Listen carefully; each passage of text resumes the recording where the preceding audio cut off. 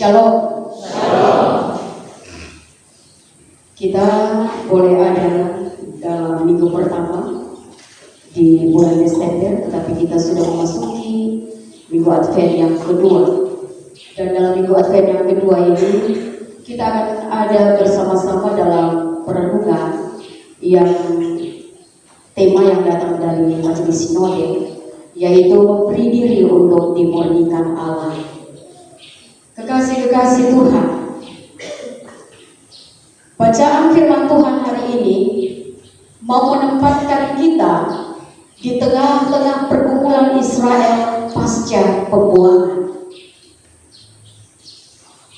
Umat Allah ini telah kembali dari Babel dengan harapan bahwa mereka akan menemukan damai di tanah perjanjian. Namun saudara, harapan untuk menemukan damai ini tidak ada. Kenyataan yang mereka temui itu berbeda. Ternyata mereka mendapati tanah perjanjian dengan tanah yang bersama. Bangsa-bangsa kafir sudah tinggal di sana. Dan kehidupan ekonomi sangat sulit pada waktu itu. Serta kekecewaan perlahan mengikis iman mereka. Saudara yang terkasih, dalam kondisi seperti ini, ibadah mereka menjadi rutinitas tanpa hati. Para imam yang seharusnya mereka menjaga akan kekudusan, justru mereka buruk. Terjadi penyembahan berhala, ada kawin campur, terjadi perceraian, dan juga penyalahgunaan persembahan. Bahkan saudara, mereka beramai-ramai berkata, hidup taat itu percuma. Untuk apa kami hidup taat? Untuk apa kami hidup setia? Dan saudara, ini mau menunjukkan betapa kaburnya moral dan spiritual mereka. Memang mereka masih datang beribadah, tetapi hati mereka jauh dari Tuhan. Kekasih-kekasih Tuhan, ketika mengalami kondisi seperti ini, Tuhan langsung bertindak melalui Nabi Maleakhi. Tuhan tidak tinggal diam. Tuhan langsung datang untuk memurnikan melalui Maleakhi. Tuhan menegur mereka dan berkata bahwa Dia akan datang seperti api pemurni dan sabun tukang penentu. Papa mama, saudara-saudara yang terkasih, ini dua gambaran yang sangat kuat yang mau menegaskan bahwa Tuhan itu bukan hanya ingin menghapus noda yang ada di permukaan, bukan hanya mau menghapus noda permukaan, tetapi Tuhan datang untuk membersihkan sampai ke akarnya. Ibarat Papa mama seperti perajin perak. Satu ketika ada seorang ibu, dia datang dan dia bertanya kepada perajin perak. Dia bilang, bagaimana engkau tahu bahwa perak itu sudah benar-benar murni? Maka saudara, sang perajin menjawab sambil memanaskan perak. Dia bilang, jika saya angkat terlalu cepat, kotorannya masih menempel. Tetapi kalau terlalu lama saya panaskan, peraknya pasti rusak. Oleh karena itu waktunya harus tepat. Maka ibu ini pun juga bertanya lagi, lalu bagaimana engkau memastikan waktunya tepat? Perajin perak ini menjawab, ketika saya melihat wajah saya sendiri tercermin pada perak itu waktu yang tepat. Saya sudah harus angkat dari pemanas. Bapak mama, bapak saudara yang terkasih, begitulah cara Tuhan memurnikan kita. Tuhan tidak membakar untuk menghancurkan kita, tetapi untuk membentuk sampai gambar Allah itu terlihat dalam hidup saudara dan saya. Saudara, pemurnian itu mungkin tidak nyaman. Pemurnian itu sakit, tetapi itu adalah bukti kasih dari Tuhan. Saudara, itu yang pertama, ketika kondisi keadaan umat Israel dengan mereka masih beribadah, tetapi hati mereka sebenarnya jauh. Tetapi Tuhan cepat-cepat bertindak melalui Nabi Maleakhi. Itu yang pertama, bahwa dia tidak tinggal diam, dia datang untuk memurnikan. Yang kedua, Bapak Mama, Tuhan datang ini punya tujuan, yaitu memurnikan. Dan tujuan memurnikan ini ada dua hal penting.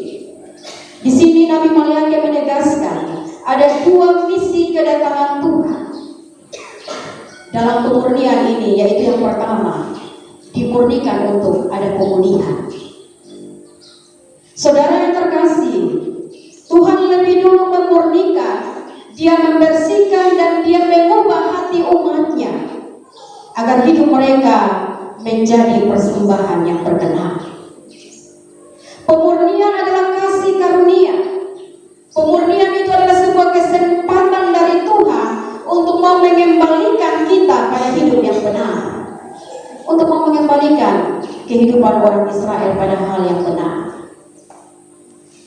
Maka saudara dan saya pun juga, Tuhan datang untuk memurnikan supaya kita dipulihkan, mengembalikan kita pada hidup yang benar.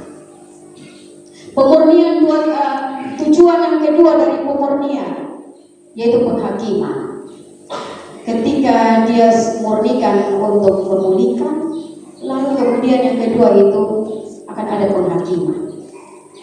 Bapak Mama kekasih-kekasih Tuhan, ada batas bagi masa pemurnian itu. Setelah kesempatan pemulihan, akan datang masa penghakiman. Allah tidak terus-menerus membiarkan dosa dan ketidakadilan itu terus merongrong kehidupan anak-anaknya. Allah tidak mau dosa itu terus berkarya dalam setiap kehidupan anak-anak manusia. Oleh karena itu, Bapak-Bapak, Saudara yang terkasih, dalam Minggu Advent ini mau mengingatkan kepada kita bahwa kedatangan Tuhan Yesus pertama kali di Bethlehem itu adalah masa kasih karunia. Tetapi saudara, kedatangannya yang kedua nanti itu adalah masa penghakiman. Itu berarti bahwa masa Bethlehem sampai dengan masa hari ini itu adalah kasih karunia. Maka saudara-saudara, Tuhan memberikan ruang kesempatan bagi kita. Masih ada ruang, masih ada kesempatan untuk dia memurnikan saudara dan saya. Memang memurnikan itu tidak mengenakan, tetapi itulah kesempatan yang masih Tuhan berikan. Saudara dan saya, kita hidup di antara dua kedatangan ini, yaitu kita hidup di masa di mana kita masih diberikan kesempatan untuk kita masih dibentuk. Tetapi saudara, dia punya waktu dibentuk tuh ada, dia punya limit waktu ada. Jadi orang jangan bilang bahwa masih ada waktu, masih ada kesempatan, kita masih kuat, kita masih sehat. Siapa bilang kita yang sehat-sehat saja, yang sehat-sehat mati? Jadi saudara yang terkasih, kalau sudah tahu waktu Tuhan itu kapan. Kita baru kemarin ngomong dengan saudara, tiba-tiba terdengar bahwa dia sudah meninggal. Kita tidak tahu waktunya Tuhan. Maka saudara dan saya masih diberikan kesempatan untuk dibentuk. Berilah diri kita untuk dibentuk. Saudara yang terkasih, Advent, waktu untuk melihat retak-retak kecil dalam hidup saudara dan saya. Saudara yang sempurna, semua orang punya retak-retak kecil dalam pribadinya. Karena itu, Minggu Advent bukan hanya untuk menunggu masa Natal, tetapi waktu untuk kita memeriksa hidup kita masing-masing.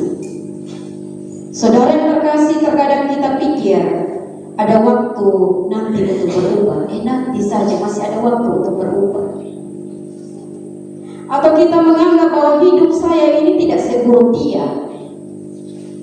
Dia lebih parah lagi. Bebu hidup sampai separah dia. Saya kau merasa aman-aman saja. Tetapi saudara yang terkasih, banyak kerusakan besar dalam hidup.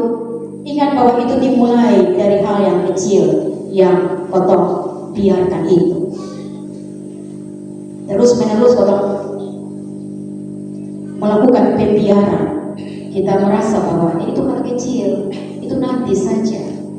Tetapi justru hal-hal yang terbesar, kerusakan terbesar yang terjadi dalam hidup kita, itu dimulai terpupuk dari hal-hal yang kecil yang kita biarkan. Saudara yang terkasih, ada seorang pengendara, dia melihat kaca mobilnya retak kecil akibat batu kecil. Lalu dia bilang, nanti saja baru saya perbaiki. Hari-hari berlalu, retak kecil itu dia mulai menjalar panjang. Dan suatu hari, saat hujan dan tekanan angin yang besar, maka kaca itu pecah total. Dan kita tahu bahwa biaya mengganti itu jauh lebih mahal dibanding memperbaiki retak kecil itu sejak awal. Maka saudara yang terkasih, Minggu Advent mengundang kita untuk memperbaiki retak-retak kecil itu selagi dia masih kecil. Mungkin sikap kita yang salah, atau ada hubungan kita yang renggang, ada kebiasaan buruk, ada kepahitan, ada amarah, ada kelalaian yang kita biarkan, kita merasa bahwa itu biasa saja. Bapak Mama kekasih Tuhan, jangan tunggu semuanya pecah baru kita cari Tuhan. Jangan tunggu dia pecah baru kita cari Tuhan. Tuhan mengingini tiap pribadi memberi diri untuk dimurnikan. Bapak Mama kekasih Tuhan, Tuhan memurnikan bukan karena dia marah, bukan karena dia suka kotor, tetapi karena dia mengasihi. Tuhan ingin gambarnya kembali tampak ada dalam hidup saudara dan saya. Makanya orang bilang, biar kau melihat karakter Kristus ada dalam dirinya. Tuhan mau memurnikan saudara dan saya sampai wajah Kristus terlihat dalam diri saudara dan saya.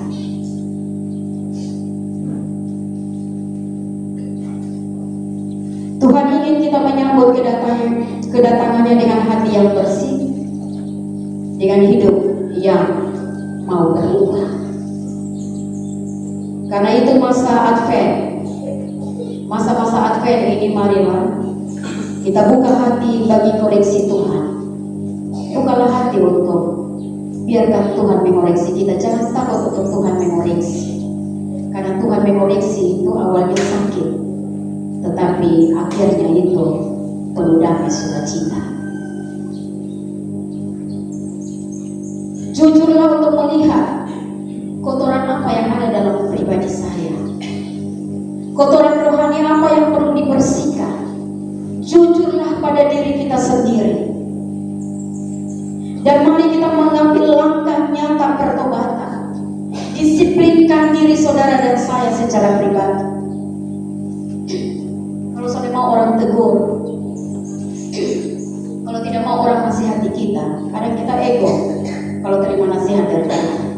Maka saudara, pekalah untuk mendisiplinkan diri kita sendiri. Perbaiki sikap kita masing-masing. Jangan menunda pertobatan hanya karena merasa masih ada waktu. Waktu itu terbatas.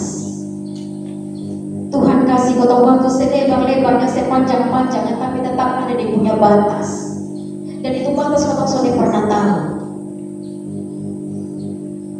Maka jangan pernah menunda pertobatan hanya karena masih merasa bahwa ada waktu. Kekasih Tuhan, siapa yang memberi diri dimurnikan, kini dialah yang akan menikmati terang kasih karunia dan dia disambut dengan sukacita pada kedatangan Tuhan kelak. Selamat berdamai dengan diri sendiri, selamat berdamai dengan Tuhan, berdamailah dengan sesama, dan mari kita siap untuk dimurnikan. Tuhan memberkati dan menolong kita. Amin.